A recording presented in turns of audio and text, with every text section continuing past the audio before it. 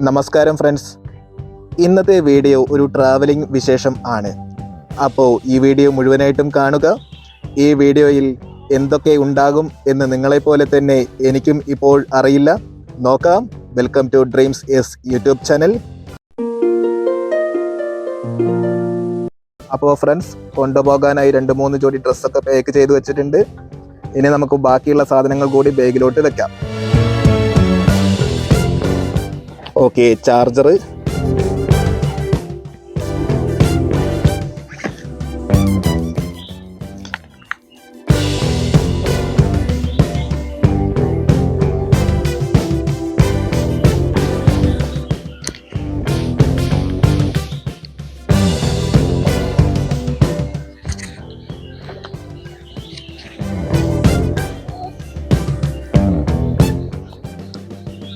Okay, earphone working ആണ്.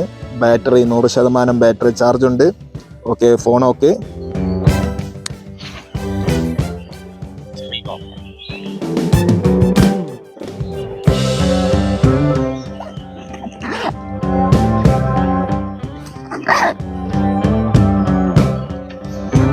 Mic നമ്മൾ already mic check ചെയ്ത് നോക്കിയതാണ്.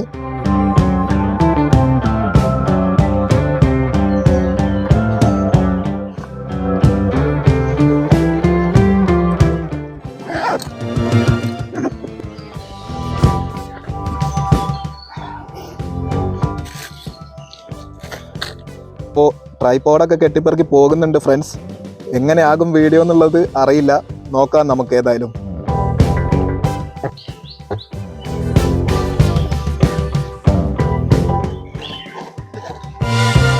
അപ്പോൾ ബാക്കി യാത്രാവിശേഷങ്ങൾ നോക്കാം.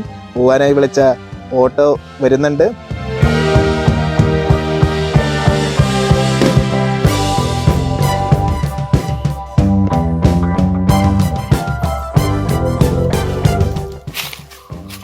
എടാ, അങ്ങനെ ഓടിയത് കിട്ടൂല.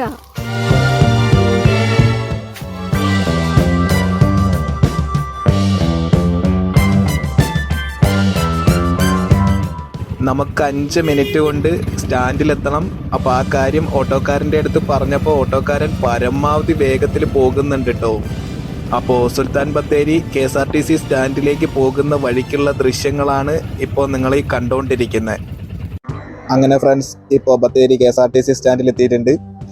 ഇനി നമുക്ക് KSRTC സ്റ്റാൻഡ് ഒന്ന് കാണിച്ചു തരാം കേട്ടോ. ഇതിൻ്റെ ഇടയിൽ മുടിയൊക്കെ ഒന്ന് ഷേപ്പ് ചെയ്തിട്ടുണ്ട്.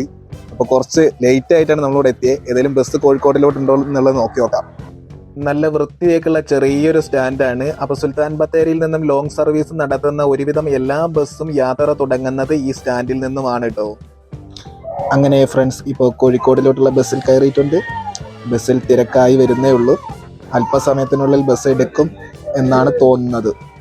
കാര്യം വയനാടൊക്കെ ആണെങ്കിലും ഉച്ച സമയമായതുകൊണ്ട് നല്ല പോലെ ചൂടുണ്ട്. ഏതായാലും അധിക സമയം പോസ്റ്റ് അടിക്കേണ്ട ആവശ്യം വന്നിട്ടില്ല. അപ്പോൾ ഇനി 2 ദിവസത്തേക്ക് ബത്തേരിയോട് ടാറ്റ പറയാം. താമരശ്ശേരി ചുരത്തിലൂടെയുള്ള ഈ യാത്ര അത് വേറെ ലെവലാണ്. ഒരു തവണയെങ്കിലും നിങ്ങൾ താമരശ്ശേരി ചുരത്തിലൂടെ പോയിട്ടുണ്ട് എങ്കിൽ നിങ്ങൾക്ക് ആ വൈബ് വ്യക്തമായിട്ടും മനസ്സിലാവും. കോഴിക്കോട് താമരശ്ശേരി ഭാഗത്തൊക്കെയുള്ള ആളുകൾക്ക് ഒരു ചെറിയ ഈവനിങ് ട്രിപ്പ് സെറ്റ് ചെയ്യാൻ പറ്റിയ വളരെ മനോഹരമായ വയനാട്ടിലെ പ്ലേസാണ് താമരശ്ശേരി ചുരം. വർഷങ്ങൾക്ക് മുൻപേ വയനാട്ടിലെ സുഗന്ധവ്യഞ്ജനങ്ങൾ എളുപ്പത്തിൽ ബേപ്പൂർ തുറമുഖത്ത് എത്തിക്കാൻ ദക്ഷിണേന്ത്യയെ തന്നെ വ്യാപാര ആവശ്യത്തിനായി പരസ്പരം കണക്ട് ചെയ്യാൻ ബ്രിട്ടീഷുകാർ ഒരു പുതിയ പാത അന്വേഷിക്കുന്ന സമയം.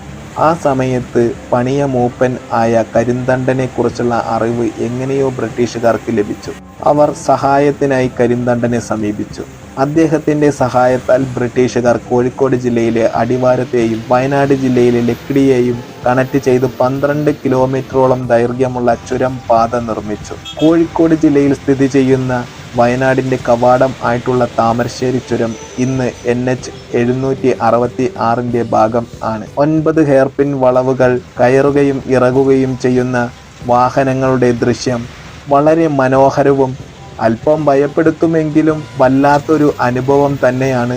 കരിന്തണ്ടനെ ബ്രിട്ടീഷുകാർ ചതിയിലൂടെ കൊലപ്പെടുത്തിയത് ചരിത്രകഥയും പ്രകൃതി ഭംഗിയും ഒരുമിച്ച് ചേർന്ന 12 കിലോമീറ്റർ യാത്ര.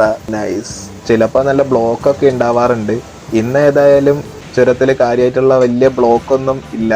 ചുരം ഇറങ്ങി കഴിയാനായപ്പോൾ തന്നെ ആ വയനാടിൻ്റെ തണുത്ത കാലാവസ്ഥയൊക്കെ മാറി താഴ്ന്ന പ്രദേശത്തിൻ്റെ ചൂട് അനുഭവപ്പെട്ട് തുടങ്ങിയിട്ടുണ്ട് കേട്ടോ.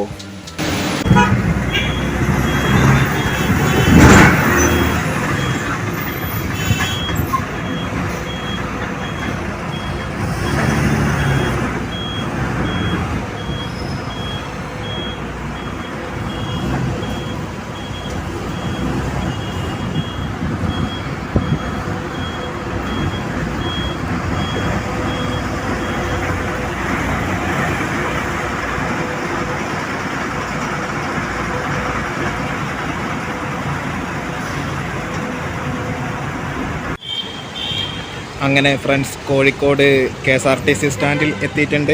KSRTC സ്റ്റാൻഡിൻ്റെ ഫ്രണ്ടിലാണ് ഇപ്പോൾ ഞാനുള്ളത്. കേരളത്തിലെ തന്നെ ഏറ്റവും ബെറ്റർ ആയിട്ടുള്ള KSRTC സ്റ്റാൻഡാണ് കോഴിക്കോട് KSRTC സ്റ്റാൻഡ്. ഇനി ഇവിടെ നിന്നും ഒരു ഓട്ടോ പിടിച്ച് കോഴിക്കോട് പ്രൈവറ്റ് ബസ് സ്റ്റാൻഡിലേക്ക് പോകണം. അപ്പോൾ അതിനായിട്ടൊരു ഓട്ടോ കിട്ടാനുള്ള പരിപാടിയിലേക്ക് നോക്കിക്കൊണ്ടിരിക്കുകയാണ്. അതിന് പുറത്താണ് ഇപ്പോൾ നമ്മളുള്ളത്. ഇതാണ് ഫ്രണ്ട്സ് കോഴിക്കോട് KSRTC ബസ് സ്റ്റാൻഡിൻ്റെ എൻട്രൻസ്. കോഴിക്കോട് KSRTC ബസ് സ്റ്റാൻഡിൻ്റെ എൻട്രൻസിലാണ് ഇപ്പോൾ ഞാനുള്ളത്. ഇനി ഇവിടെ നിന്നും ഒരു ഓട്ടോ കിട്ടുമോ എന്ന് നോക്കാം. ഒരു ഓട്ടോ പിടിച്ച് കോഴിക്കോട് പ്രൈവറ്റ് സ്റ്റാൻഡിലേക്ക് പോകണം.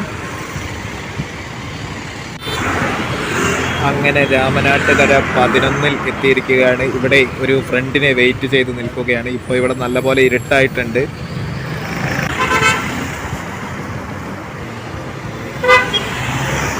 നോമ്പ് തുറക്കലിൻ്റെ തിരക്കിലൊക്കെയാണ് ഇപ്പോൾ ഇവിടെ ഈ ഭാഗം.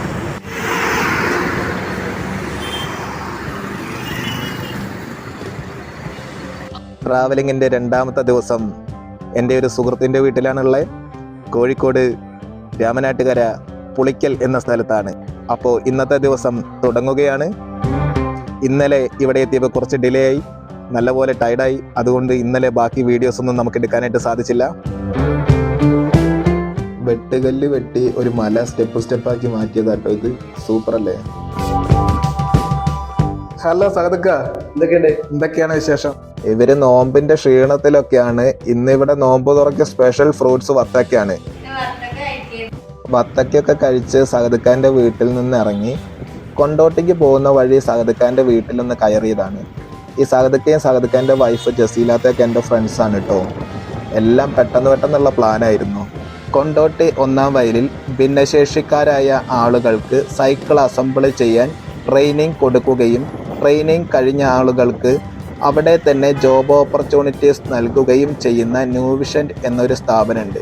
അപ്പോൾ ആ സ്ഥാപനത്തിൽ ഇന്നൊന്ന് വിസിറ്റ് ചെയ്യണം.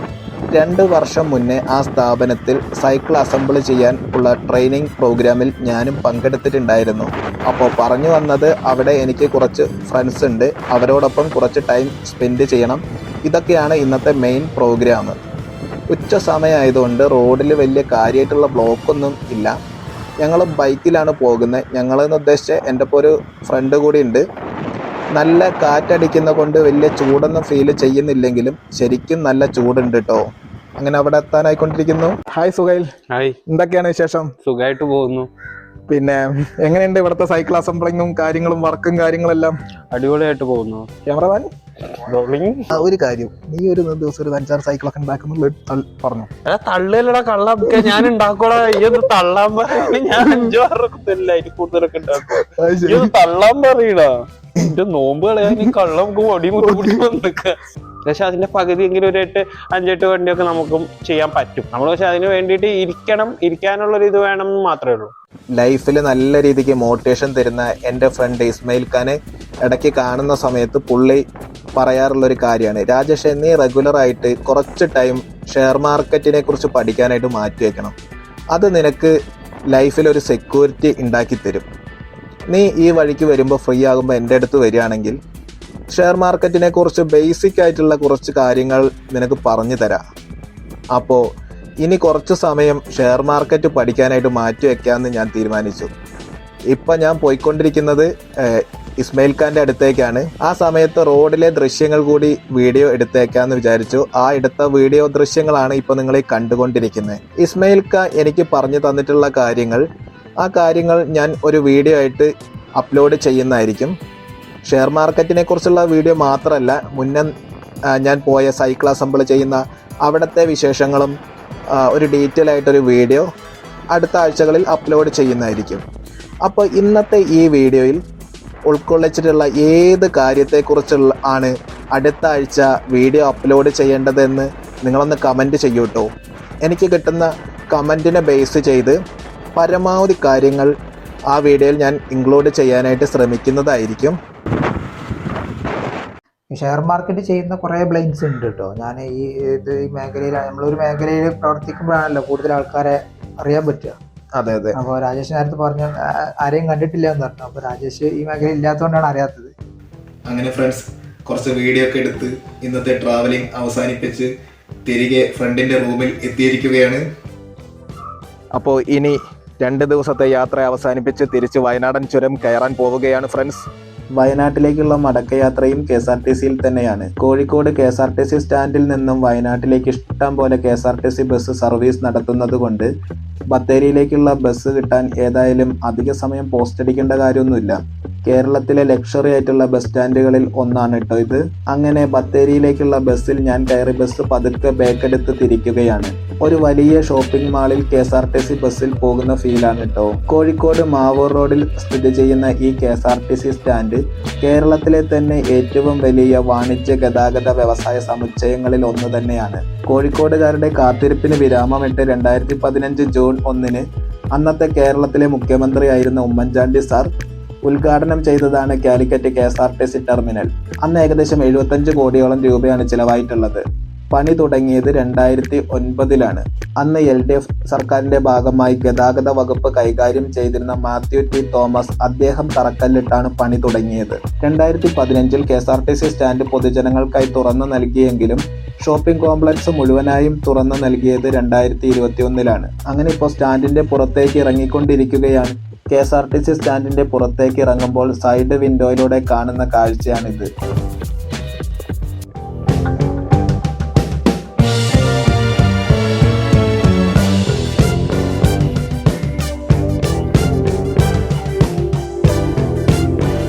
അപ്പോൾ ഇന്നത്തെ വീഡിയോ ഇതാണ് ഫ്രണ്ട്സ്.